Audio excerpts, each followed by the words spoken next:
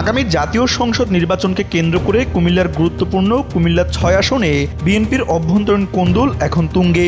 সাবেক Comilla city corporation mayor Monirul Haque সাক্কুর স্বতন্ত্রভাবে নির্বাচন করার ঘোষণা দলের মধ্যে বড় ধরনের বিভেদ সৃষ্টি করেছে। বিএনপির দীর্ঘদিনের দুর্গ হিসেবে পরিচিত এই আসনে এখন দলীয় নেতাকর্মীরা দ্বিধাবিভক্ত।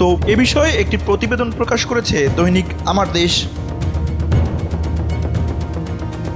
আমার দেশের ওই প্রতিবেদনে বলা হয়, কুমিল্লা আদর্শ সদর উপজেলা সিটি কর্পোরেশন ও ক্যান্টনমেন্ট এলাকা নিয়ে গঠিত কুমিল্লা ৬ আসনটি ঐতিহাসিকভাবে বিএনপির জন্য অত্যন্ত গুরুত্বপূর্ণ।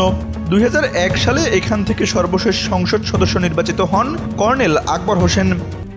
RICL TMX, যুগের পর যুগ স্থাপনা থাকে মজবুত। তার মৃত্যুর পর বিএনপি চেয়ারপারসনের উপদেষ্টা হাজী আমিনুর রশিদ ইয়াসিন এই আসনের হাল ধরেন এবং গত ১৭ বছর ধরে দলীয় আন্দোলন সংগ্রামের নেতৃত্ব দিয়ে আসছেন। কিন্তু এই আসনের রাজনীতিতে গলার কাটা হয়ে উঠেছেন সাবেক দুবারের Comilla city corporation mayor Monirul Haque Sakku. মূলত ২০২২ এবং ২০২৪ সালের কুমিল্লা সিটি কর্পোরেশন নির্বাচনে তার পরাজয়ের পর থেকেই এই দ্বন্দ্ব প্রকাশ্যে আসে। সাক্কুর অভিযোগ, হাজী আমিনুর রশিদ ইয়াসিন তার শ্যালক নিজামউদ্দিন কায়সারকে প্রার্থী করে তাকে পরাজিত করার ব্যবস্থা করেছিলেন।